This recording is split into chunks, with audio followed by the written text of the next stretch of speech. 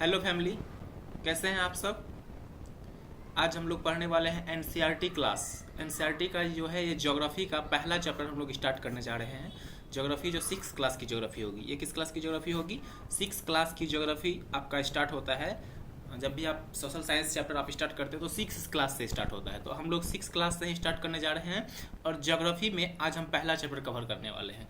Geography में NCERT की जो पहली चैप्टर है, पहली पेज होगी एनसीईआरटी के बुक में, आज हम उसको क्या करने वाले हैं, पूरा उसका कवर करने वाले हैं। उसमें जो भी प्रश्न आएंगे, जो भी क्वेश्चन आने आते हैं उससे, और उसमें जो भी इंपॉर्टेंट्स बातें होंगी, जो जिन सारी बातों पर हम लोग आज चर्चा करेंगे आज के इस वीडियो में। तो वीडियो के अंत तक बने रहिएगा आप लोग, ठीक है। तो ये वीडियो जो होगा आपके लिए स्पेशली बीपीएससी टीआरडी 3.0 के लिए है, ठीक है। चाहे आप 1 to 5 का एग्जाम देने वाले हैं, चाहे आप 6 to 8 का सोशल साइंस का एग्जाम देने वाले हैं, ठीक है। अगर 6 to 8 का अगर सीटेट का पेपर देने वाले हैं आप, 6 to 8 का अगर सीटेट का पेपर देने वाले हैं, तो आपके लिए ये वीडियो बहुत ही हेल्पफुल होने वाली है, ठीक है। अगर सीटेट का अगर आप पेपर देने जा रहे हैं और आपका पेपर क्या है, सोशल साइंस है, तो आपके लिए ये वीडियो बहुत ही हेल्पफुल होने वाली है। ज्योग्राफी के प्रश्न यहाँ से बहुत सारे बनते हैं। पिछले क्लास में मैंने बताया था कि आपके एनसीईआरटी से बहुत सारे क्वेश्चन सीटेट के एग्जाम में पूछे जाते हैं लाइन बाय लाइन, ठीक है। तो आज हम लोग एनसीईआरटी के बुक के लाइन बाय लाइन को हम लोग अध्ययन करने जा रहे हैं। तो वीडियो के अंत तक बने रहिए और चैनल को सब्सक्राइब कर दीजिए, लाइक कर दीजिए और अपने दोस्तों को शेयर कर दीजिए, ठीक है। तो हम लोग धीरे धीरे आगे बढ़ते चलेंगे और फिर स्टार्ट करेंगे, ठीक है। चलिए, ज्योग्राफी का पहला क्लास आज से हम स्टार्ट करते हैं। ये देखिए, पहला हम लोगों का पैशन एजुकेशन इंस्टीट्यूट है। ये ऑनलाइन और ऑफलाइन दोनों मोड में क्लास उपलब्ध कराती है जी। सीटेट का क्लास, किसका क्लास? सीटेट का क्लास है ये। आपको ऑनलाइन और ऑफलाइन दोनों मोड में क्लास मिलेगी। सीटेट की क्लास आज 25 जनवरी को, कितने तारीख है आज? 25 जनवरी को हमने अपनी कोचिंग संस्थान के 3 वर्ष पूरे कर लिए हैं, ठीक है। 3 वर्ष से हम लोगों ने भागलपुर में सीटेट का क्लास चलाया है। पिछले बैच में हम लोगों ने बीपीएससी का भी क्लास चलाया था, ठीक है। तो आज 25 जनवरी को तीसरी एनिवर्सरी है, ठीक है। तीसरी एनिवर्सरी है अपने संस्थान की, पैशन एजुकेशन की, जो कि आपको ऑनलाइन और ऑफलाइन दोनों मोड में सीटेट की क्लास उपलब्ध कराती है। और अभी भी न्यू बैच स्टार्ट होने जा रही है। न्यू बैच स्टार्ट होने जा रही है जुलाई 2024 के लिए। किसके लिए? जुलाई 2024 के लिए। और ये 1 फरवरी से क्लास चलेगी। तो दोस्तों, आपके सगा संबंधी भाई बहन अगर कोई भी आपके जान पहचान के सीटेट का क्लास करना चाहते हैं, अगर आप भागलपुर में आकर के ऑफलाइन क्लास करना चाहते हैं, तो हमने वो सुविधाएं भी दे रखी है। और अगर आप ऑफलाइन मोड में क्लास करना चाहते हैं तो भागलपुर में आकर के ऑफलाइन कर सकते हैं। अगर आप ऑनलाइन मोड में क्लास करना चाहते हैं तो हमारे पास ऑनलाइन की भी सुविधाएं उपलब्ध है। डेली लाइव क्लास आपको ऑनलाइन में मिलने वाली है, ठीक है। डेली के लाइव क्लास रात्रि के समय बैच चलती है ऑनलाइन मोड में। आप फ्री हो, खाना पीना खा करके फ्री हो जाएं, उसके बाद हमारी बैच स्टार्ट होती है। तो ऑनलाइन मोड में अलग अलग फैकल्टी, अलग अलग टीचरों के द्वारा आपको क्लास कराया जाता है। 1 to 5, 6 to 8, 1 to 5 और 6 to 8 दोनों के लिए है। 1 फरवरी से और 26, ये ऑफर प्राइस लेकर आए हैं हम लोग। 26 जनवरी से 5 फरवरी के बीच अगर आप नामांकन लेते हैं तो ये आपका क्लास का कोर्स फी है। ये आपका इस फी में कुछ भी ज़्यादा नहीं रखा हुआ है। आप देख रहे होंगे, ये जो है आपका कोर्स फी ऑफर प्राइस है 26 जनवरी से 5 फरवरी तक। अगर आप इस बीच में अगर आप एडमिशन ले लेते हैं तो फिर आपको बस इतना सा कोर्स फी आपको पेड करना है, ठीक है। ऑनलाइन के लिए 999 और ऑफलाइन के लिए 5499। कोई दिक्कत नहीं है, हम लोग आगे बढ़ते हैं, ठीक है। आपको इसके बारे में कोई भी विशेष जानकारी चाहिए तो आप नीचे दिए गए इस नंबर पे कॉल कर सकते हैं, कभी भी कहीं भी। चलिए आगे बढ़ें। तो आज हम लोगों का पहला चैप्टर आपके सामने खुल गया होगा। ये एनसीईआरटी की पहली पेज है। एनसीईआरटी की क्या है? ये पहली पेज है। चैप्टर का नाम है सौर मंडल में पृथ्वी। क्या है चैप्टर का नाम? सौर मंडल में पृथ्वी। हम लोग जो पृथ्वी पर रहते हैं ये हमारे सौर मंडल का हिस्सा है, ठीक है। तो ये सौर मंडल क्या होता है, कैसे होता है, इसके बारे में हम लोग क्या करेंगे, इसमें हम लोग लाइन बाय लाइन इस पर अध्ययन करेंगे और इसके बारे में समझने का प्रयास करेंगे। तो चलिए आगे बढ़ते हैं। ये 6th क्लास की ज्योग्राफी होगी और पहला चैप्टर आज स्टार्ट होता है। ये फर्स्ट चैप्टर है। हम लोग लाइन बाय लाइन करते जाएंगे। चलिए, सूर्यास्त के बाद आकाश को देखना कितना अच्छा लगता है। आप देखे होंगे जब भी रात होती है तो आप, सूर्यास्त जब होता है तो रात होती है, अंधेरा छा जाता है, तो फिर आप देखते होंगे क्या कि आकाश में तारे दिखने लगते हैं, आकाश में चांद दिखने लगते हैं, बहुत सारे कुछ दिखने लगते हैं। तो आते हैं देखते हैं क्या क्या होता है। सूर्यास्त के बाद आकाश को देखना कितना अच्छा लगता है। आसमान में पहले एक या दो चमकते बिंदु ही दिखते हैं, लेकिन बाद में इनकी संख्या बढ़ती जाती है।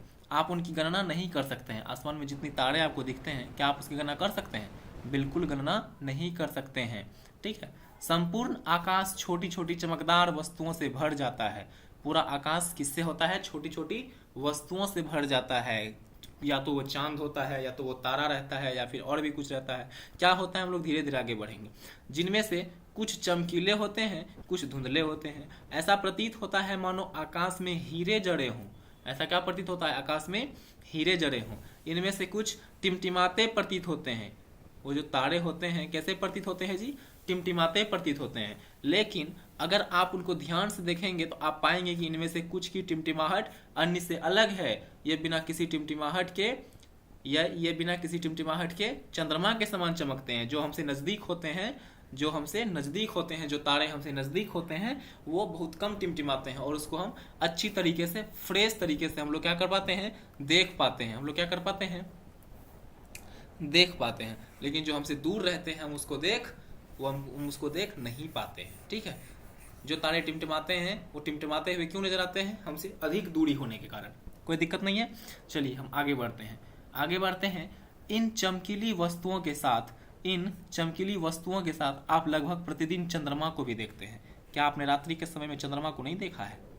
बस वही तो बात है। सारा कुछ आपके दैनिक जीवन का है। सारी इसमें कहानी आपके दैनिक जीवन से, जो आप अपने जीवन में जीते हैं, जो आप अपने जीवन में महसूस करते हैं, जो अपने जीवन में आप फील करते हैं, बस उन्हीं को यहाँ पर एक वर्ड के सहारे, शब्द के सहारे उकारा गया है। ठीक है। तो हम लोग देखते हैं इसमें क्या है।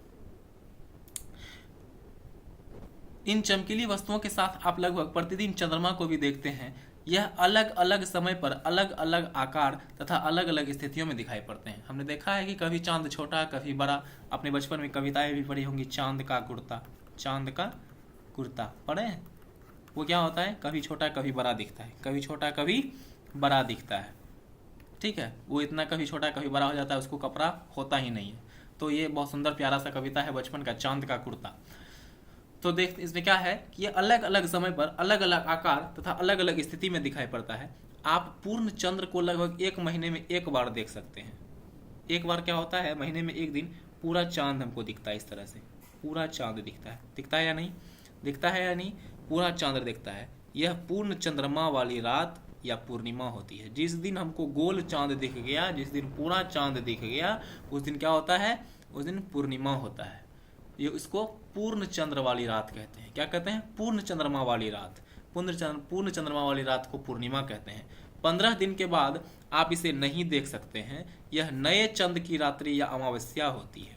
ध्यान देने वाली बात यहाँ पर है। यहाँ से प्रश्न आते हैं और बच्चे फंस जाते हैं। क्या है? यह पूर्ण चंद्रमा वाली रात या पूर्णिमा को पूर्ण चंद्रमा वाली रात कहते हैं। कौन सी रात कहते हैं? पूर्ण चंद्रमा। और इसको इंग्लिश में कहते हैं फुल मून। क्या कहते हैं जी? फुल मून, पूर्ण चंद्रमा वाली रात। या उसको क्या कहेंगे? या उसको कहेंगे पूर्णिमा। या उसको क्या कहेंगे? उसको कहेंगे पूर्णिमा। अब हम लोग आगे देखेंगे कि 15 दिनों के बाद आप इसे नहीं देख सकते हैं। जब पूर्णिमा होती है तो उसके 15 दिन के बाद आप चंद्रमा को नहीं देख पाते हैं। यह नए चंद्रमा की रात्रि होती है। जिस दिन चंद्रमा नहीं दिखेगा उस दिन क्या बोलेंगे? नए चंद्रमा। जिस दिन नहीं दिखेगा नए चंद्रमा, नहीं दिखेगा तो नए चंद्रमा की रात्रि। ठीक है। या अमावस्या होती है। आप लोग गाँव में सुने होंगे, जिस दिन चंद्रमा नहीं दिखता है, अंधेरा आ जाता है, उसको कहते हैं क्या? अमावस्या आ गया। ऐसी रात में अगर आसमान साफ है तो आप आसमान का अवलोकन अच्छी तरह से कर सकते हैं। जिस दिन चांद नहीं दिखे कहते हैं नए चंद्र की रात्रि। कौन सी रात्रि? नए चंद्र की रात्रि। और इस नए चंद्र की रात्रि को इंग्लिश में क्या कहते हैं? New moon. New moon. इसको हिंदी में कहते हैं अमावस्या। याद रखने वाली बात है। न्यू मून को क्या कहते हैं? अमावस्या कहते हैं। ठीक है। आगे बढ़ते हैं। क्या आपको इस बात पर आश्चर्य नहीं होता है कि हम दिन के समय चंद्रमा एवं इन सभी छोटी चमकीली वस्तुओं को क्यों नहीं देख पाते हैं। दिन के समय भी तो ये चंद्रमा दिखनी चाहिए, दिन के समय में भी तो ये तारे दिखने चाहिए, क्यों नहीं दिखते हैं। ऐसा इसलिए है क्योंकि सूर्य के अत्यधिक तेज प्रकाश के कारण रात के समय चमकने वाली वस्तुओं को हम दिन में नहीं देख पाते हैं। क्योंकि ये ऐसा होता है ना कि सूर्य की रोशनी इतनी तेज होती है, ये कम चमकने वाली वस्तु हम उसको नहीं देख पाते, अत्यधिक प्रकाश होता है। लेकिन रात्रि के समय सूर्य का प्रकाश तो नहीं रहता है, वो सूर्य दूसरी ओर प्रकाश देने लगता है, सूर्य दूसरी ओर प्रकाश देने लगता है, जिसकी वजह से हमारे तरफ, हमारी पृथ्वी पर अंधेरा छा जाता है। हमारी पृथ्वी पर क्या छा जाता है, हमारी पृथ्वी पर नहीं बल्कि हमारे गोलार्ध में अंधेरा छा जाता है, जिसकी वजह से रात्रि के समय हम लोग इन कम चमकने वाली चीजों को, चांद को, तारों को देख पाते हैं। कोई दिक्कत। अब हम लोग आगे देखते हैं। क्या आपको इस बात पर आश्चर्य नहीं होता है कि हम दिन के समय चंद्रमा एवं इन सभी छोटी चमकीली वस्तुओं को क्यों नहीं देख पाते हैं। ऐसा इसलिए है क्योंकि सूर्य के अत्यधिक तेज प्रकाश के कारण रात के समय चमकने वाली वस्तुओं को हम दिन में नहीं देख पाते हैं। सूर्य, चंद्रमा तथा वे सभी वस्तुएं जो रात के समय आसमान में चमकती है खगोलीय पिंड कहलाती है। ठीक है, सूर्य भी, चंद्रमा भी तथा वे तमाम वस्तुएं जो रात्रि के समय आपको आसमान में देखने को मिलती है। सूर्य के साथ चंद्रमा भी, चंद्रमा के साथ वो जितने भी तारे दिखते हैं, जितने भी आपको और भी कोई भी वस्तुएं जो रात को आसमान में चमकती हुई नजर आती है, क्या कहलाती है वो? खगोलीय पिंड कहलाती है। क्या कहलाती है दोस्तों? खगोलीय पिंड कहलाती है। क्या कहलाएगी? खगोलीय पिंड। आपको पूछा जाएगा खगोलीय पिंड किसे कहते हैं, तो आसमान में रहने वाले तमाम वस्तुएं जो हमें यहाँ से दिखती है, चाहे वो दिन में दिखे चाहे वो रात में दिखे, वो सभी चीजें क्या कहलाएगी? खगोलीय पिंड कहलाएगी। क्या कहलाएगी? खगोलीय पिंड। कुछ खगोलीय पिंड बड़े आकार वाले तथा गर्म होते हैं। कुछ खगोलीय पिंड यानी कुछ आसमान में रहने वाले वस्तुएं बड़े आकार के होते हैं तथा गर्म होते हैं। तथा क्या होते हैं? गर्म होते हैं। ये गैसों से बने होते हैं। किससे बने होते हैं जी? गैसों से बने होते हैं। इनके पास अपनी ऊष्मा तथा प्रकाश होता है। बहुत ही इंपॉर्टेंट लाइन है ये, बहुत इंपॉर्टेंट लाइन। क्या है? इनके पास अपनी ऊष्मा तथा प्रकाश होता है। अपनी ऊष्मा तथा क्या होता है? प्रकाश होता है, जिसे वे बहुत बड़ी मात्रा में उत्सर्जित करते हैं। उत्सर्जित करते हैं मतलब निकालते हैं। इन खगोलीय पिंडों को तारा कहते हैं। सूर्य भी क्या है? एक प्रकार का तारा है। इसका मतलब है कि ऐसा खगोलीय पिंड, ध्यान दीजिएगा, ऐसा खगोलीय पिंड जिससे क्या होता हो, ऊष्मा और प्रकाश निकलता हो। उसमें उससे क्या निकलता हो? ऊष्मा और प्रकाश निकलता हो। ऐसे खगोलीय पिंडों को हम क्या कहेंगे? तारा। जिस प्रकार से सूर्य से ऊष्मा और प्रकाश निकलता है, इसलिए सूर्य भी क्या है? एक प्रकार का तारा है। सूर्य भी क्या है? एक प्रकार का तारा है। कोई दिक्कत? कोई दिक्कत नहीं होनी चाहिए। चलिए आगे बढ़ें।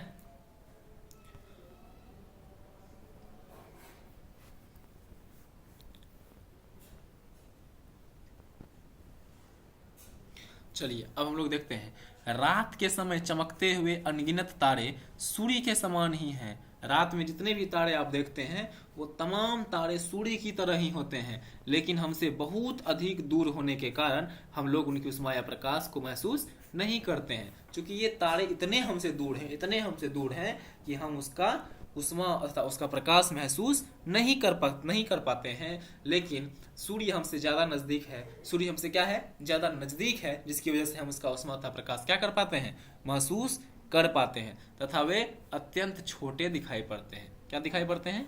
छोटे दिखाई पड़ते हैं। क्यों छोटे दिखाई पड़ते हैं? हमसे अत्यधिक दूर होने के कारण। कोई दिक्कत? आगे बढ़ते हैं। आपने अवश्य ध्यान दिया होगा कि कुछ दूरी से देखने पर सभी वस्तुएं छोटी दिखाई पड़ती है। बिल्कुल सही बात है। जब भी हम कोई वस्तुओं को दूर से देखते हैं, जब भी हम कोई वस्तु को क्या देखते हैं? दूर से देखते हैं, तो वो कैसा दिखाई पड़ता है? छोटा दिखाई पड़ता है। चलिए, अत्यधिक ऊंचाई पर उड़ रहा हवाई जहाज कितना छोटा दिखाई पड़ता है। जब आप रात के समय या दिन में कभी भी बहुत ऊंचाई पर उड़ते हुए हवाई जहाज को देखे होंगे तो बहुत छोटा सा दिखाई पड़ता है। रात्रि में आसमान की ओर देखते समय आप तारों के विभिन्न समूहों द्वारा बनाई गई विविध आकृतियों को देख सकते हैं। ये नक्षत्र मंडल कहलाते हैं। यानी कि तारों के विभिन्न समूह जो एक आकृति में ढले हो उसे क्या कहते हैं? नक्षत्र मंडल कहते हैं। ठीक है। अर्सा मेजर तथा बिग बियर इसी प्रकार का एक नक्षत्र मंडल है। अर्सा मेजर किसका नाम है? एक नक्षत्र मंडल का। और बिग बियर भी क्या है? नक्षत्र मंडल का नाम है। ये नक्षत्र मंडल क्या होता है? तारों का समूह होता है। क्या होता है? तारों का समूह है। यह है तारों का समूह। ठीक है। इसी प्रकार का क्या होता है, एक नक्षत्र मंडल होता है। बहुत आसानी से पहचान में आने वाला नक्षत्र मंडल सप्तऋषि, यानी सप्त मतलब होता है सात, ऋषि मतलब होता है संत। सप्तऋषि यह 7 तारों का समूह है। क्या है जी? 7 तारों का समूह है। तारों के समूह को नक्षत्र मंडल कहते हैं। और सबसे आसानी से पहचान में आने वाला 7 तारों का समूह है जिसे सप्तऋषि कहते हैं। यह 7 तारों का समूह है जो कि नक्षत्र मंडल किसका भाग है? अर्सा मेजर का भाग है। किसका भाग है जी? अर्सा मेजर का भाग है, जो हम लोग अर्सा मेजर ऊपर में पढ़े हैं, इसी अर्सा मेजर का भाग है। आप अपने परिवार या पड़ोस में किसी बड़े व्यक्ति से कहिए कि वह आपको आसमान में और अधिक तारों, ग्रहों तथा नक्षत्र मंडल को दिखलाए। ठीक है, ये क्या कहता है? आप अपने आसमान में तारों को, अपने बड़ों को कहिए कि तारे दिखाने के लिए, जिसमें हम लोग नक्षत्र मंडल की पहचान कर सकें। नक्षत्र मंडल किसको कहते हैं? तारों के समूह को नक्षत्र मंडल कहते हैं। ये तारा है, ये तारा है, इस तरह के समूह को क्या कहेंगे? नक्षत्र मंडल कहेंगे। कोई दिक्कत? तारों के समूह को क्या कहेंगे? नक्षत्र मंडल कहेंगे। प्राचीन समय में लोग रात्रि में दिशा का निर्धारण तारों की सहायता से करते थे। प्राचीन समय में दिशा कैसे पता चलता था? रात को तारा के माध्यम से पता चलता था। उत्तरी तारा उत्तर दिशा को बताता था, इसे ध्रुव तारा कहते हैं। उत्तरी तारा किसे कहते थे? उत्तरी तारा उत्तर दिशा को बताता था, इसे कौन सा तारा कहते हैं? ध्रुव तारा कहते हैं। यह आसमान में हमेशा एक ही स्थान पर रहता है। ठीक है, जो ये 7 तारों का समूह है, ये 7 तारों का समूह आपको दिख रहा है, ये देखिए, ये 7 तारों का समूह दिख रहा है ना। आप ये 7 तारों को मिला दीजिए, ये 7 तारों को क्या कीजिए? मिला दीजिए। और इसके जस्ट सामने जो एक चमकता हुआ तारा दिखे, जो चमकता हुआ तारा दिखे, उसको क्या कहेंगे हम लोग? उसको क्या कहेंगे? इसी को कहेंगे हम लोग ध्रुव तारा। क्या कहेंगे? ध्रुव तारा कहेंगे। कोई दिक्कत? 7 तारों के समूह के जस्ट सामने वाला ध्रुव तारा। ध्रुव तारा हमेशा क्या होता है? उत्तर दिशा की पहचान कराता है। किसकी पहचान कराता है? उत्तर दिशा की पहचान कराता है ध्रुव तारा। कोई दिक्कत? चलिए, हम सप्तऋषि की सहायता से ध्रुव तारे की स्थिति को जान सकते हैं। चित्र 1.1 में आप देखेंगे, यदि सप्तऋषि मंडल के संकेतक तारों को आपस में मिलाते हुए एक काल्पनिक रेखा खींची जाए एवं उसे आगे की ओर बढ़ाया जाए तो यह ध्रुव तारे की ओर इंगित करेगा, जो मैंने अभी करके दिखाया। सभी 7 तारों को जोड़ दीजिए, सभी 7 तारों को क्या कर दीजिए? जोड़ दीजिए, और एक काल्पनिक रेखा आगे की ओर खींचिए तो क्या मिलेगा? ध्रुव तारा मिलेगा। क्या मिलेगा? ध्रुव तारा मिलेगा। कोई दिक्कत नहीं है। चलिए, कुछ खगोलीय पिंडों में अपना प्रकाश एवं उष्मा नहीं होती है। अपना प्रकाश एवं उष्मा नहीं होती है, वे तारों के प्रकाश से प्रकाशित होते हैं। खगोलीय पिंड किसको कहते हैं दोस्तों? खगोलीय पिंड कहते हैं जो आसमान में पिंड पाए जाते हैं, जो आसमान में पिंड पाए जाते हैं, वस्तु पाए जाते हैं। अगर ऐसा वस्तु, ऐसा पिंड जिसके पास अपना प्रकाश और उष्मा नहीं होता हो, अपना प्रकाश और अपना उष्मा नहीं होता हो, वे तारों के प्रकाश से प्रकाशित होते हैं। वो क्या होते हैं? तारों के प्रकाश से प्रकाशित होते हैं। ऐसे पिंड क्या कहलाते हैं आपको? ऐसे पिंड ग्रह कहलाते हैं। क्या कहलाते हैं? ग्रह। ऐसा आकाशीय पिंड जिसके पास अपना ऊर्जा और अपना प्रकाश न हो, क्या कहलाएगा? ग्रह कहलाएगा। कितने ग्रह हैं? कितने ग्रह हैं? 8 ग्रह हैं। कितने ग्रह हैं? 8 ग्रह हैं। हम लोग आगे पढ़ेंगे। ग्रह जिसे अंग्रेजी में प्लेनेट कहते हैं, अंग्रेजी में क्या कहेंगे? प्लेनेट कहेंगे। ग्रीक भाषा के प्लेनेटाई शब्द से बना है। ठीक है, ये किस भाषा से बना है? प्लेनेटाई, जिसका अर्थ होता है परिभ्रमक। परिभ्रमक मतलब चक्कर लगाने वाला। परिभ्रमक मतलब चक्कर लगाने वाला, अर्थात चारों ओर घूमने वाला। देखिए लिखा हुआ है सारा बात। क्या होता है? चारों ओर घूमने वाला।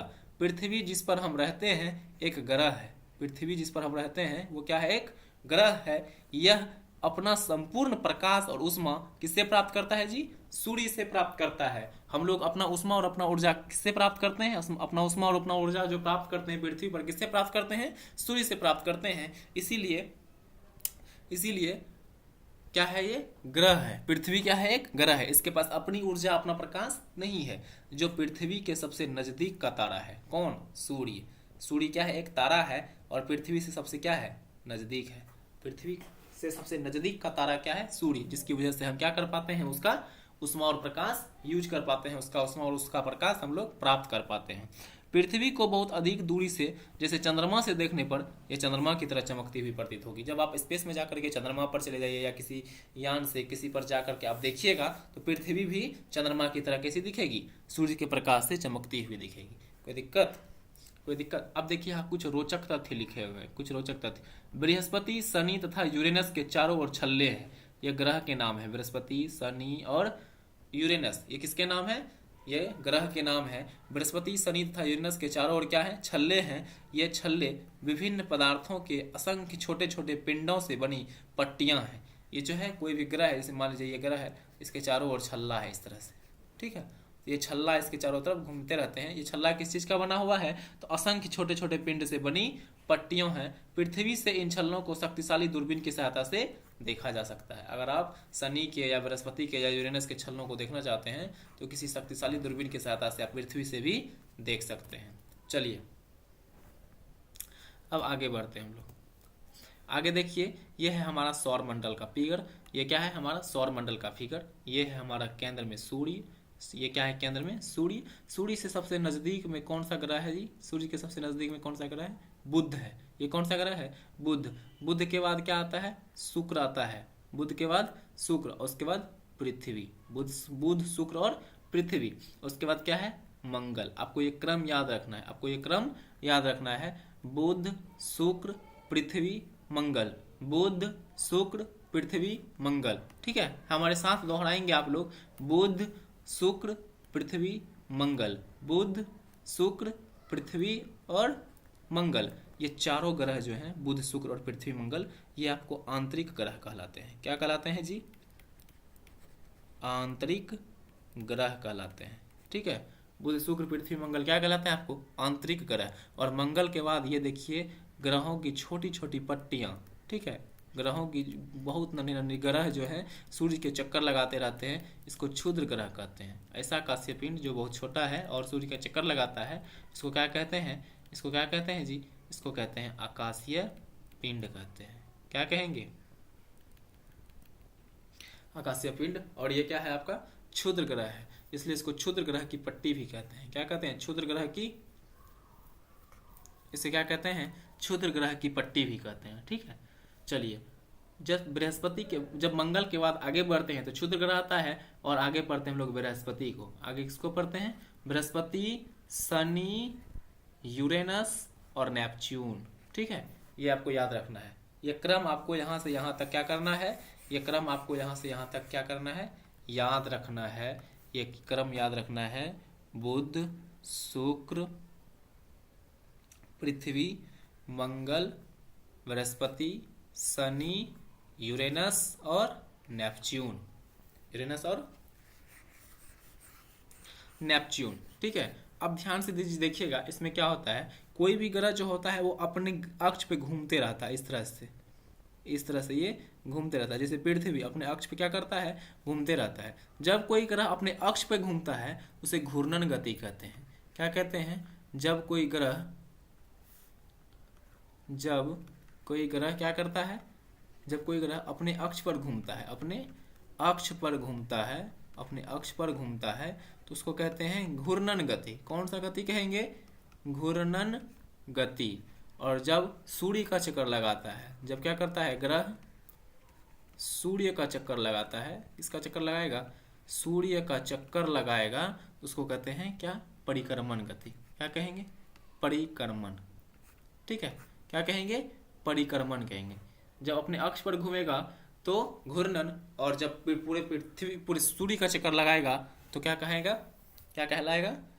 ये कहलाएगा परिक्रमण। जैसे ये पृथ्वी है, अपने अक्ष पे घूम रहा है, इस तरह से घूम रहा है, तो ये घूर्णन कहलाएगा। ये क्या कहलाएगा? घूर्णन। लेकिन ये पृथ्वी अगर ऐसे करके सूर्य का चक्कर लगा रहा है, ये क्या कहलाएगा? परिक्रमण कहलाएगा। क्या दिक्कत? इसी तरह से यहाँ पर आपको डिटेल्स दिए गए हैं। बुध, इसके कितने 88 दिन में ये परिक्रमण पूरा कर लेता है। 88 दिन में क्या करता है? परिक्रमण पूरा कर लेता है। यानी कि सूर्य का चक्कर जो लगाता है, बुध सबसे नजदीक है। बुध क्या है? सबसे नजदीक है।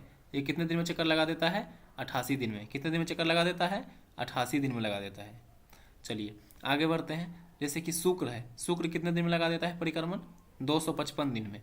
शुक्र कितने दिन में लगाता है इसका पूरा, ये इसका 255 दिन का है, ठीक है, 255 दिन का। पृथ्वी कितने दिन में लगाता है जी? 365 दिन में लगाता है। पृथ्वी कितने दिनों में लगाता है? 365 दिन में लगाता है। मंगल कितने दिनों में लगाता है? मंगल 687 दिन में लगाता है। मंगल कितने दिन में लगाता है? 687 दिनों में एक चक्कर लगाता है। मंगल जो लगाता है यहाँ से ऐसे, ये मंगल का कक्षा है, ये पूरा 687 दिन में लगाता है। तो ये इसमें हम सारा डाला हुआ है। ये पीडीएफ आपको डिस्क्रिप्शन के लिंक में डाल देंगे, आप लोग वहाँ से ये पीडीएफ को अच्छे से रीड कर लीजिएगा, ठीक है।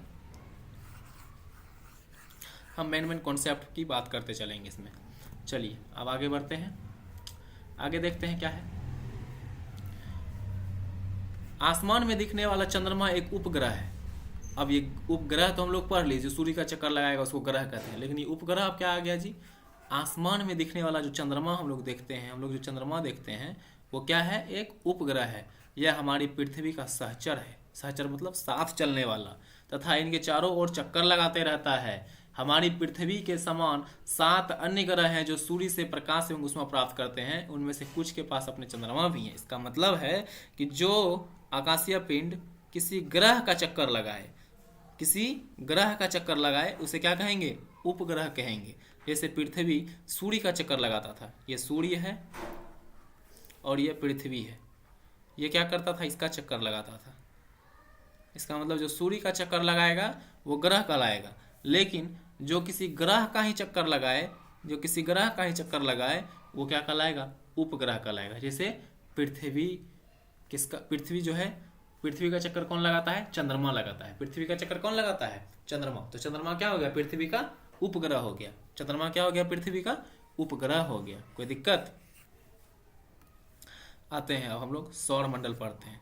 सूर्य, 8 ग्रह, उपग्रह तथा कुछ अन्य खगोलीय पिंड जैसे क्षुद्र ग्रह एवं उल्का पिंड मिलकर सौर मंडल का निर्माण करते हैं। क्या करते हैं? सौर मंडल का निर्माण करते हैं। उसे हम सौर परिवार का नाम देते हैं। सौर परिवार में कौन सब आ गया? सूर्य आ गया, 8 ग्रह आ गए जो हम लोग अभी याद किए, कौन सब?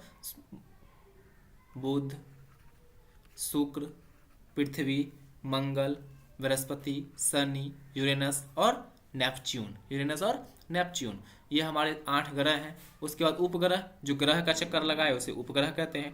और अन्य खगोलीय पिंड, खगोलीय पिंड मतलब आसमान में पाए जाने वाले पिंड। क्षुद्र ग्रह, क्षुद्र ग्रह मतलब जैसे छोटे छोटे ग्रह। उल्का पिंड, उल्का पिंड मतलब जो आसमान में रहते, खगोलीय पिंड तो हैं लेकिन वो कभी कभी गिर जाते हैं, कभी कभी क्या कर जाते हैं? वहां से गिर जाते हैं, किसी ग्रह पर गिर जाते हैं, इसको कहते हैं उल्का पिंड, ठीक है।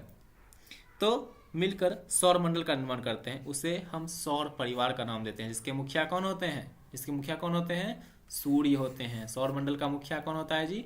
सूर्य। सभी को ऊर्जा, उष्मा, प्रकाश कहाँ से मिलता है? सूर्य से मिलता है सौर मंडल में, इसलिए सौर मंडल का मुखिया कौन हो गया? सूर्य हो गया। अब हम लोग सूर्य के बारे में थोड़ा सा अध्ययन कर लेते हैं। किसके बारे में अध्ययन कर लेंगे? सूर्य के बारे में। सूर्य सौरमंडल के केंद्र में स्थित है। यह बहुत बड़ा है, यह जो है बहुत बड़ा है एवं अत्यधिक गर्म गैसों से बना है। किससे बना हुआ है जी? गर्म गैसों से बना हुआ है। इसका खिंचाव बल इससे सौरमंडल को बांधे रखता है, ठीक है। इसका खिंचाव बल, इसका जो खिंचाव बल है यानी गुरुत्वाकर्षण का बल है, आकर्षण करने का बल है, इसको क्या करता है? सौरमंडल से बांधे रखता है। सूर्य सौरमंडल के लिए प्रकाश एवं उष्मा का एकमात्र स्रोत है। यानी सौरमंडल में जो जितने भी ग्रह हैं उनको अगर उष्मा और उनको प्रकाश मिल रहा है तो कहाँ से मिल रहा है? सूर्य की वजह से मिल रहा है, एकमात्र स्रोत है। लेकिन हम इसकी अत्यधिक तेज उष्मा को महसूस नहीं कर सकते हैं। इसमें बहुत सारा तेज उष्मा आता है, बहुत ज़्यादा तेज, ठीक है। इसके केंद्र का तापमान होता है 6000 डिग्री सेल्सियस, ठीक है।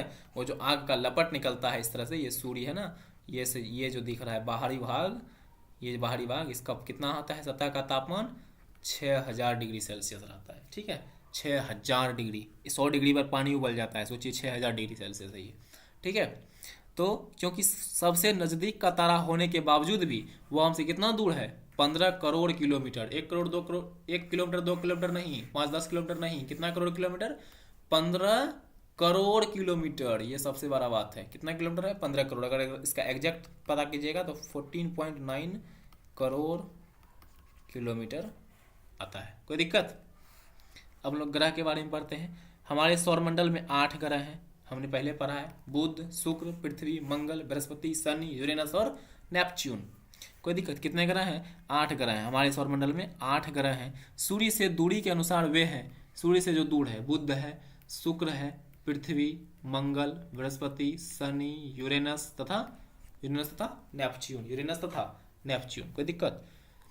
चलिए हम लोग धीरे धीरे क्या करेंगे, आगे बढ़ते जा रहे हैं। ठीक है, ध्यान देते चलिएगा, वीडियो के अंत तक बने रहिएगा। इसमें ज़्यादा एक्स्ट्रा दिमाग नहीं लगाना है, ज़्यादा एक्स्ट्रा डिमांड नहीं करना है। इसमें बस और बस आपको लाइन बाय लाइन इसका एक एक चीज़ आपको याद रखना है। ठीक है, चलिए। सौर मंडल के सभी 8 ग्रह एक निश्चित पथ पर सूर्य का चक्कर लगाते हैं। आ गया जी के, देखिए सौर मंडल के सभी 8 ग्रह जो होते हैं किस पर लगाते हैं? निश्चित पथ पर सूर्य का चक्कर लगाते हैं। ये रास्ते दीर्घवृत्ताकार में फैले हुए हैं। कैसे?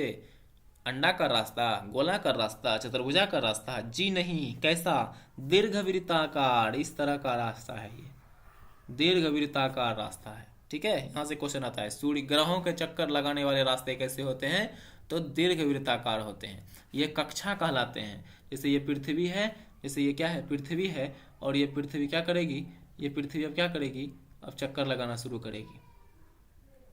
ठीक है, देखिए हम प्रयास कर रहे हैं बनाने का इसको पृथ्वी, जैसे इसको पृथ्वी बनाने का प्रयास कर रहे हैं। जैसे ये पृथ्वी है और ये क्या कर रहा है? सूर्य का चक्कर लगा रहा है। जैसे ये सूर्य का चक्कर लगा रहा है, ऐसे ऐसे, ये ऐसे ऐसे सूर्य का क्या कर रहा है? चक्कर लगा रहा है। सूर्य का जो ये चक्कर लगा रहा है, ये दीर्घवृत्ताकार पथ पर, इसको क्या कहेंगे? पृथ्वी की कक्षा कहेंगे। क्या कहेंगे? पृथ्वी की कक्षा कहेंगे। कोई दिक्कत? बुध सूर्य के सबसे नजदीक है। हमने पढ़ा देखा था पिछले क्लास में, पिछले स्लाइड में हमने देखा है। देखिए यहाँ पर बुध क्या है? बुध सूर्य के सबसे नजदीक है। दिख रहा है आप लोगों को? बुध सूर्य के क्या है? सबसे नजदीक है। बुध सूर्य के सबसे नजदीक है। अपनी कक्षा में सूर्य के चारों ओर एक चक्कर लगाने में केवल 88 दिन लगते हैं। केवल कितने दिन लगते हैं? 88 दिन। शुक्र को पृथ्वी का जुड़वां ग्रह माना जाता है। शुक्र को कितना क्या कहा जाता है? पृथ्वी का जुड़वां ग्रह माना जाता है, क्योंकि इसका आकार एवं आकृति लगभग पृथ्वी के ही समान है। ठीक है, पृथ्वी का जुड़वां ग्रह या पृथ्वी की बहन किसको माना जाता है? शुक्र को माना जाता है, क्योंकि इसका आकार और आकृति क्या है? साइज और शेप सेम टू सेम देखने में किसके जैसा है? पृथ्वी के जैसा है। ठीक है, लगभग समान है, कोई समस्या नहीं। एक ग्रह था 9वां ग्रह, अभी तक प्लूटो भी एक ग्रह माना जाता था। ठीक है, प्लूटो भी क्या माना जाता था? एक ग्रह माना जाता था। परंतु अंतर्राष्ट्रीय खगोल संगठन ने अपनी बैठक अगस्त 2006 में यह निर्णय लिया कि कुछ समय पहले खोजे गए अन्य खगोलीय पिंड 2003 यूबी 313 सीरस तथा प्लूटो बौने ग्रह कहे जाएंगे। बौने ग्रह मतलब ये ग्रह की संज्ञा में नहीं है, ग्रह के क्षेत्र में नहीं है। ये जो ग्रह का रूल है, ग्रह का रेगुलेशन है, वो क्या करता है? इसको नहीं मानता है। वो कभी कभी दूसरे की कक्षा में प्रवेश कर जाता है, जिसकी वजह से इसको ग्रह की संज्ञा से क्या कर दिया गया? हटा दिया गया। कोई समस्या? कोई समस्या नहीं। चलिए अब हम लोग पढ़ते हैं पृथ्वी के बारे में। किसके बारे में पढ़ेंगे? पृथ्वी के बारे में पढ़ेंगे। सूर्य से दूरी के हिसाब से पृथ्वी तीसरा ग्रह है। हम लोग पढ़े थे बुध, फिर शुक्र, और उसके बाद तीसरा नंबर में क्या पढ़े थे? पृथ्वी और फिर मंगल। ये चारों ग्रहों को क्या कहते थे? आंतरिक ग्रह। क्या कहते थे? इसको कहते थे आंतरिक ग्रह। कोई दिक्कत? सूर्य से दूरी के हिसाब से पृथ्वी तीसरा ग्रह है। आकार में यह 5वां ग्रह है। अगर आकार की दृष्टि से देखिएगा तो सबसे बड़ा होता है बृहस्पति, फिर शनि, फिर यूरेनस, फिर नेपच्यून। 4 ग्रह इधर, और 5वां में आपका पृथ्वी आ जाता है। ठीक है, 5वां में पृथ्वी। तो आकार की दृष्टि से ये कितना नंबर में है? आकार की दृष्टि से 5वां, और सूर्य से दूरी के अनुसार तीसरा। सूर्य की दूरी से अनुसार तीसरा। कोई दिक्कत? चलिए, आकार में यह 5वां सबसे बड़ा ग्रह है। यह ध्रुवों के पास थोड़ी चपटी है। ध्रुव, अगर ग्लोब देखे होंगे तो ऊपर ध्रुवों के पास थोड़ा सा चपड़ा दिखाया जाता है। यही कारण है कि इसके आकार को भू आब कहते हैं। भू आब को इंग्लिश में कहते हैं जियोड। क्या कहते हैं? जियोड, यानी पृथ्वी के जैसा। भू आब का अर्थ है पृथ्वी के समान आकार। भू आब का क्या अर्थ होता है दोस्तों? पृथ्वी के समान आकार। पृथ्वी के जैसा दिखने वाला कोई भी चीज क्या कहलाएगा? जियोड कहलाएगा। हिंदी में कहते हैं भू आब। जीवन के लिए अनुकूल परिस्थितियां संभवतः केवल पृथ्वी पर ही पाई जाती है। यानी कि जीवन के लिए क्या सब चाहिए? ऑक्सीजन चाहिए, कार्बन डाइऑक्साइड भी चाहिए जीने के लिए थोड़ा मोड़ा। ठीक है, उसके बाद हवा चाहिए, पानी चाहिए। ये तमाम चीज़ें जो हमारी पाई जाती है, उन सभी में सबसे ज़्यादा अच्छे तरीके से अगर पाई जाती है, अनुकूल स्थिति अगर पाई जाती है, तो केवल पृथ्वी पर पाई जाती है। ठीक है, पृथ्वी न तो अधिक गर्म है और न ही अधिक ठंडी। यहाँ पानी एवं वायु उपस्थित है जो हमारे जीवन के लिए आवश्यक है। सही बात है, वायु में जीवन के लिए आवश्यक गैसें ऑक्सीजन मौजूद है। जिन ऑक्सीजन चाहिए कि नहीं चाहिए हमको? बिल्कुल चाहिए। इन्हीं कारणों से पृथ्वी सौरमंडल का सबसे अद्भुत ग्रह है। यहाँ पर जीवन संभव है। सौरमंडल में आपने देखा था 8 ग्रह हैं, उन 8 ग्रहों में पृथ्वी अद्भुत ग्रह है, यूनिक ग्रह है, सुंदर ग्रह है। क्यों? क्योंकि यहाँ पर जीवन संभव है, क्योंकि यहाँ क्या है? जीवन संभव है। चलिए, अंतरिक्ष से देखने पर यह नीले रंग की दिखाई पड़ती है। अगर आप अंतरिक्ष से देखेंगे पृथ्वी को तो कैसे दिखेगी? नीले रंग की दिखाई पड़ती है। क्यों? क्योंकि इसकी 2/3 सतह पानी से ढकी हुई है। क्यों? क्योंकि 2/3 सतह किससे ढकी हुई है दोस्तों? पानी से ढकी हुई है, इसलिए इसे नीला ग्रह कहा जाता है। इसलिए क्या कहते हैं इसको? क्या कहते हैं दोस्तों? नीला ग्रह, नीला ग्रह कहते हैं। हम लोग पढ़ेंगे अब चंद्रमा को। किसको पढ़ेंगे? चंद्रमा को। किसका चक्कर लगाता है ये? पृथ्वी का चक्कर लगाता है। ये क्या है? उपग्रह है। ये क्या है जी? उपग्रह है। चंद्रमा क्या है? उपग्रह है। चलिए आगे बढ़ते हैं। हमारी पृथ्वी के पास केवल एक उपग्रह है, चंद्रमा, है कि नहीं? बिल्कुल सही है। हम लोग पृथ्वी पर से चंद्रमा को देखते हैं। इसका व्यास पृथ्वी के व्यास का केवल 1/4 है। इसका मतलब छोटा है। पृथ्वी अगर इतना बड़ा पृथ्वी है तो इसका चौथाई हिस्सा क्या होगा? 1, 2, 3, 4, यानी कि इतना बड़ा मात्र चंद्रमा है। ये पृथ्वी है तो ये चंद्रमा है। ये क्या है? चंद्रमा है। ठीक है, 1/4 है। यह इतना बड़ा इसलिए प्रतीत होता है क्योंकि यह हमारे ग्रह से अन्य खगोलीय पिंडों की अपेक्षा नजदीक है। यानी पृथ्वी के बहुत ही नजदीक होने के कारण ये हमें चंद्रमा क्या दिखता है? बहुत बड़ा दिखता है। यह हमसे लगभग कितना दूरी पर है जी? 3,84,000 करोड़ किलोमीटर, 3,84,400 किलोमीटर पर है। कितना है? 3,84,400 किलोमीटर दूर है।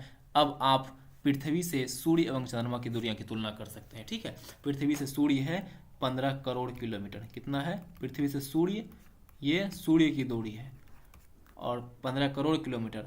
और चंद्रमा की दूरी कितनी है? 3,84,400 किलोमीटर। ठीक है, सोच लीजिए कितना ज़्यादा सूर्य हमसे दूर है। कोई दिक्कत? कोई दिक्कत नहीं ना। चलिए आगे बढ़ें, आगे बढ़ें हम लोग। चलिए आगे हम लोग क्या बढ़ेंगे? आगे हम लोग कहाँ बढ़ेंगे? आगे हम लोग देखिए, यहाँ पे कुछ पॉइंट्स दिए गए हैं। क्या आप जानते हैं प्रकाश की गति लगभग 3 लाख किलोमीटर प्रति सेकेंड है। इस गति के बावजूद सूर्य प्रकाश को पृथ्वी तक पहुँचने में लगभग 8 मिनट का समय लगता है। 3 लाख किलोमीटर प्रति सेकेंड की रफ्तार से चलने के बावजूद भी सूर्य से आने वाले प्रकाश को हमारे पृथ्वी तक पहुँचने में कितना समय लगता है? 8 मिनट लगता है। चलिए, नील आर्मस्ट्रांग पहले व्यक्ति हैं जिन्होंने 20 जुलाई 1969 को सबसे पहले चंद्रमा की सतह पर कदम रखा था। नील आर्मस्ट्रांग, इधर हाल में इसरो ने भी अपना एक विमान भेजा था। कहाँ पर? अपना एक यान भेजा था चंद्रमा पर। क्या नाम था उसका? चंद्रयान। क्या नाम था जी? चंद्रयान। तो नील आर्मस्ट्रांग जो थे पहले व्यक्ति थे जिन्होंने 20 जुलाई 1969 को सबसे पहले चंद्रमा की सतह पर अपना कदम रखा था। मालूम करो कि क्या कोई भारतीय चंद्रमा पर गया है? आपको मालूम करना है कि कोई एक ऐसा भारतीय व्यक्ति का नाम जिन्होंने चंद्रमा पर कदम रखा हो। ठीक है, चलिए, उपग्रह एक खगोलीय पिंड है जो ग्रहों के चारों ओर उसी प्रकार चक्कर लगाता है जिस प्रकार ग्रह सूर्य के चारों ओर चक्कर लगाते हैं। ठीक है, जैसे पृथ्वी क्या कर रहा था? सूर्य के चारों ओर चक्कर लगा रहा था, उसी प्रकार चंद्रमा क्या करता है? पृथ्वी के चारों ओर चक्कर लगाता है। चंद्रमा क्या करता है? पृथ्वी के चारों ओर चक्कर लगाता है। और जब कोई आकाशीय पिंड ग्रह का चक्कर लगाए तो उसको उपग्रह कहते हैं। ठीक है, उसको क्या कहते हैं? उपग्रह कहते हैं। तो चंद्रमा तो प्रकृति प्रदत्त उपग्रह है। चंद्रमा क्या है? चंद्रमा कौन सा उपग्रह है? उसको भगवान ने दिया है, ईश्वर ने दिया है। ठीक है, वो प्रकृति से पहले से है। तो मानव निर्मित उपग्रह क्या होता है? एक कृत्रिम पिंड है। कृत्रिम पिंड मतलब मानव के द्वारा बनाया गया एक कृत्रिम पिंड है। यह वैज्ञानिकों के द्वारा बनाया गया है जिसका उपयोग ब्रह्मांड के बारे में जानकारी प्राप्त करना एवं पृथ्वी पर संचार माध्यम के लिए किया जाता है। इसे रॉकेट के द्वारा अंतरिक्ष में भेजा जाता है एवं पृथ्वी की कक्षा में स्थापित कर दिया जाता है। अंतरिक्ष में उपस्थित कुछ भारतीय उपग्रह इनसेट, IRS, एडुसेट, ये सब उपग्रह हैं जो पृथ्वी के चक्कर लगाते हैं। ये मानव निर्मित उपग्रह हैं। ये क्यों लगाए गए हैं? तो मानव उपयोग के लिए लगाए हैं। जैसे संचार माध्यम, कॉल लगाने के लिए, फ़ोन पे बात करने के लिए, ऑनलाइन इंटरनेट यूज करने के लिए, फ़ोन यूज करने के लिए, नेटवर्क यूज करने के लिए, इसके लिए लगाए गए, ठीक है। और मौसम वगैरह का पता लगाने के लिए, पृथ्वी का अवलोकन करने के लिए, पृथ्वी की जानकारी प्राप्त करने के लिए। कोई दिक्कत? हम लोग आगे बढ़ते हैं यहाँ से। आगे क्या है जी, चंद्रमा पृथ्वी का एक चक्कर 27 दिन में पूरा करता है। चंद्रमा पृथ्वी का एक चक्कर कितने दिन में पूरा करता है? 27 दिनों में पूरा करता है। लगभग इतने ही समय में वह अपने अक्ष पर एक चक्कर भी पूरा कर लेता है। जितने दिन में वो पृथ्वी का चक्कर मारता है, पृथ्वी का चक्कर मारता है, उतने ही समय में अपना खुद का चक्कर भी लगाता है। यानी 27 दिन में पृथ्वी का भी चक्कर मारता है और 27 दिन में अपने अक्ष पर भी घूम जाता है, ठीक है। इसके परिणाम स्वरूप पृथ्वी से हमें चंद्रमा का केवल एक भाग ही दिखाई पड़ता है। चंद्रमा का केवल कौन सा भाग देख पाते हैं हम लोग? एक भाग देख पाते हैं, क्योंकि जितने दिनों में वह घूमता है, पृथ्वी का चक्कर मारता है, उतने ही दिनों में वो अपना घूर्णन भी कर लेता है। चंद्रमा की परिस्थितियां जीवन के लिए अनुकूल नहीं है। इसकी सतह पर पर्वत, मैदान एवं गड्ढे हैं जो चंद्रमा की सतह पर छाया बनाते हैं। पूर्णिमा के दिन चंद्रमा पर इसकी छाया को क्या किया जा सकता है? देखा जा सकता है। हम लोग पढ़ेंगे अब क्षुद्र ग्रह के बारे में। किस ग्रह के बारे में पढ़ेंगे? क्षुद्र ग्रह। तारों, ग्रहों एवं उपग्रहों के अतिरिक्त असंख्य छोटे पिंड, तारों, ग्रहों एवं उपग्रहों, ये सब के बारे में आपने पढ़ लिया है। तारों के बारे में पढ़ लिया, ग्रह के बारे में पढ़ लिया और उपग्रह के बारे में भी पढ़ लिया। के अतिरिक्त असंख्य छोटे पिंड भी सूर्य के चक्कर लगाते हैं। इन पिंडों को क्षुद्र ग्रह कहते हैं, ठीक है। ना तो तारा है वो, न ग्रह है वो, न तो उपग्रह है वो। इसके अतिरिक्त कोई छोटा छोटा पिंड है जो क्या कर रहा है? सूर्य का चक्कर लगा रहा है। इस पिंड को क्या कहेंगे? क्षुद्र ग्रह कहते हैं। ये मंगल एवं बृहस्पति कक्षाओं के बीच पाए जाते हैं। कहाँ पाए जाते हैं दोस्तों? मंगल और बृहस्पति कक्षा के बीच पाए जाते हैं। ये देखिए, ये है ना क्षुद्र ग्रह, मंगल और बृहस्पति कक्षा के बीच दिख रहा है। क्षुद्र ग्रह की पट्टियां, क्षुद्र ग्रह की पट्टियां दिख रहा है ना, ये सारे क्षुद्र ग्रह हैं, ठीक है। मंगल और बृहस्पति कक्षा के बीच पाए जाते हैं। वैज्ञानिकों के अनुसार क्षुद्र ग्रह ग्रह के ही भाग होते हैं। वैज्ञानिकों ने क्या कहा है कि ये जो क्षुद्र ग्रह है मंगल और बृहस्पति के बीच में, ये क्या है? ये क्षुद्र ग्रह, ये जो है ग्रह के ही भाग होते हैं, जो कि बहुत वर्ष पहले विस्फोट के बाद ग्रहों से टूटकर अलग हो गए हैं, ठीक है। क्या हुआ? विस्फोट के कारण बहुत वर्ष पहले ग्रह से टूटने के बाद, ग्रह से क्या होने के बाद? टूटने के बाद क्षुद्र ग्रह बन गए हैं। और वो क्या कर रहे हैं? आसमान में, अंतरिक्ष में वो क्या कर रहे हैं? सूर्य का चक्कर लगा रहे हैं। चलिए अब उल्का पिंड के बारे में पढ़ते हैं। क्या है उल्का पिंड? सूर्य के चारों ओर चक्कर लगाने वाले पत्थरों के छोटे छोटे टुकड़ों को उल्का पिंड कहते हैं। सूर्य के चक्कर लगाने वाले पत्थर के छोटे छोटे पिंड को क्या कहते हैं? उल्का पिंड कहते हैं। कभी कभी ये उल्का पिंड पृथ्वी के इतने नजदीक आ जाते हैं कि इनकी प्रवृत्ति पृथ्वी पर गिरने की होती है। कभी कभी ये उल्का पिंड क्या होते हैं? पृथ्वी के नजदीक आ जाते हैं, गुरुत्वाकर्षण के प्रभाव में आकर क्या आ जाते हैं? पृथ्वी के नजदीक आ जाते हैं और पृथ्वी पर गिरने जैसी स्थिति हो जाती है। इस प्रक्रिया के दौरान वायु के साथ घर्षण होने के कारण ये गर्म होकर जल जाते हैं। किसी भी चीज को आप घर्षण कीजिएगा तो वो क्या हो जाता है? गर्म होने के साथ जलना प्रारंभ कर देता है और वायु के साथ क्या हो जाता है? जल जाता है। जब हम वायुमंडल चैप्टर पढ़ा रहे थे, जब हम आपको वायुमंडल चैप्टर पढ़ाए थे क्लास में, तो वहां पर क्या बताए थे? कैसे उल्कापिंड किस मंडल में जाकर के जलना प्रारंभ हो जाता है और कहाँ पर पूरे संपूर्ण तरीके से जल जाता है। तो आप लोग पिछले वायुमंडल वाले वीडियो में पढ़ लीजिएगा। चलिए, फलस्वरूप चमकदार प्रकाश उत्पन्न होता है। जब उल्कापिंड जलते हैं तो क्या होते हैं? चमकदार प्रकाश उत्पन्न होते हैं। कभी कभी कोई उल्का पूरी तरह से जले बिना पृथ्वी पर गिरती है, जिससे धरातल पर गड्ढे बन जाते हैं। जिससे क्या होते हैं? धरातल पर गड्ढे बन जाते हैं। इजिप्टा नामक एक उल्कापिंड था। कौन सा? इजिप्टा नामक उल्कापिंड। ये जब पृथ्वी पर गिरा था, ना, तो बना दिया प्रशांत महासागर। क्या बनाया था? प्रशांत महासागर। आप अंदाजा लगा सकते हैं उल्कापिंड कितना बड़ा होता है। चलिए, क्या आपने तारों वाले खुले आकाश में एक ओर से दूसरी ओर तक फैली चौड़ी सफेद पट्टी की तरह एक चमकदार रास्ते को देखा है? यह लाखों तारों का समूह होता है। ये जो आप सफेद रास्ता आसमान में कभी कभी आप देखते हैं, वो कैसा होता है? लाखों तारों का समूह होता है। यह पट्टी क्या कहलाती है? आकाश गंगा। इंग्लिश में उसे कहते हैं मिल्की वे। क्या कहलाता है? आकाश गंगा। और इंग्लिश में क्या कहते हैं उसको? मिल्की वे। यह हमारे सौरमंडल, यह क्या होता है? हमारा सौरमंडल आकाश गंगा का, यह हमारा सौरमंडल इस आकाश गंगा का क्या है? एक भाग है। समझिएगा ध्यान से, इस जगह पर ध्यान से समझिएगा। हम जो सौरमंडल की बात कर रहे थे, जिस सौरमंडल में बुध था, पृथ्वी था, शुक्र था, मंगल था, बुध था, ठीक है, बृहस्पति था, यूरेनस था, नेपच्यून था, ये सारे सौरमंडल के हिस्से थे। सूर्य था, ये सब कहाँ के हिस्से थे? सौरमंडल के हिस्से थे। लेकिन ये सौरमंडल किसका हिस्सा है जी? ये सौरमंडल आकाश गंगा का हिस्सा है। तो आकाश गंगा हो गया बाप, आकाश गंगा हो गया बाप, और सौरमंडल क्या हो गया? बेटा। सौरमंडल क्या हो गया? बेटा। यानी आकाश गंगा बड़ा हो गया, सौरमंडल छोटा हो गया। इसी आकाश गंगा का हिस्सा है हमारा सौरमंडल। समझ में आ गया? चलिए, प्राचीन भारत में इसकी कल्पना आकाश में प्रकाश की एक बहती नदी से कराई गई थी। प्राचीन भारत में लोगों ने क्या कहा था? ये आकाश में प्रकाश की बहती हुई नदी है, इस प्रकार इसका नाम आकाश गंगा पड़ा था। आकाश गंगा करोड़ों तारों, बादलों तथा गैसों की एक प्रणाली है। इस प्रकार की लाखों आकाश गंगाएं मिलकर ब्रह्मांड का निर्माण करता है। वो एक आकाश गंगा आपने देखा, वो क्या देखा? एक आकाश गंगा देखा। ऐसे ऐसे लाखों आकाश गंगाएं जब मिलती है तो क्या कब बनती है? ब्रह्मांड बनती है। और हम सभी क्या है? ब्रह्मांड के हिस्से हैं। हम सभी क्या है? ब्रह्मांड के हिस्से हैं। चलिए, ब्रह्मांड की विशालता की कल्पना करना अत्यधिक कठिन है। वैज्ञानिक अभी भी इसके बारे में अधिक से अधिक जानकारी एकत्र करने में क्या हुए हैं? जुटे हुए हैं। इसके आकार के संबंध में हमें कोई जानकारी नहीं है, लेकिन फिर भी हम जानते हैं कि हम सभी इसी ब्रह्मांड का हिस्सा हैं। जैसे ये देखिए, ये पूरा इतना बड़ा ब्रह्मांड है, ठीक है, इसकी कल्पना नहीं की जा सकती है कितना बड़ा है। ब्रह्मांड के अंदर होगा आपका आकाश गंगा। ब्रह्मांड के अंदर क्या होगा? आकाश गंगा। ब्रह्मांड के अंदर आकाश गंगा। हम लोग किस आकाश गंगा में रहते हैं? हम लोग किस आकाश गंगा में रहते हैं? मंदाकिनी में रहते हैं। हम लोग किस में रहते हैं? मंदाकिनी। बहुत सारे आकाश गंगा होते हैं, हमारा आकाश गंगा का नाम मंदाकिनी है। चलिए, ये आकाश गंगा है। आकाश गंगा के बाद हम लोग, ये आकाश गंगा के अंदर आता है सौरमंडल। सौरमंडल पर आएगा बहुत सारे ग्रह, जिसमें एक ग्रह पृथ्वी आएगा। और पृथ्वी पर ये देखिए किसका फोटो है?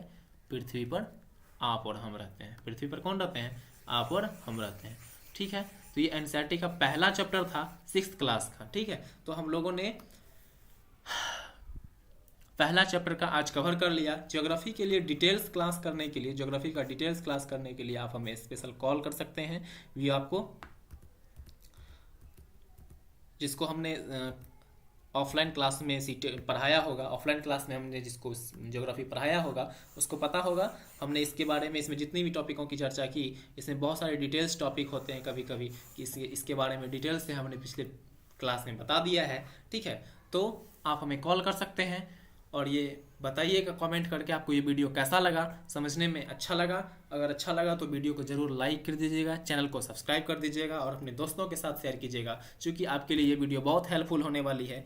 ये बीपीएससी टीआरई के लिए भी बहुत ही हेल्पफुल होगा, स्पेशली उसी के लिए है। अगर आप 6 to 8 का क्लास करते हैं, 6 to 8 का सीटेट में क्लास करना चाहते हैं, तो आप बिल्कुल ऑफलाइन ऑनलाइन हमारे मूड में उपलब्ध है, क्लास कर सकते हैं। 1 to 5 का भी क्लास कर सकते हैं, ठीक है। और ये वीडियो आप दोनों के लिए बहुत ही फेमस, बहुत ही क्या है, यूजफुल है, बहुत ही क्या है, यूजफुल है, ठीक है। मिलते हैं फिर अगले वीडियो में, दीजिए मुझे इजाज़त।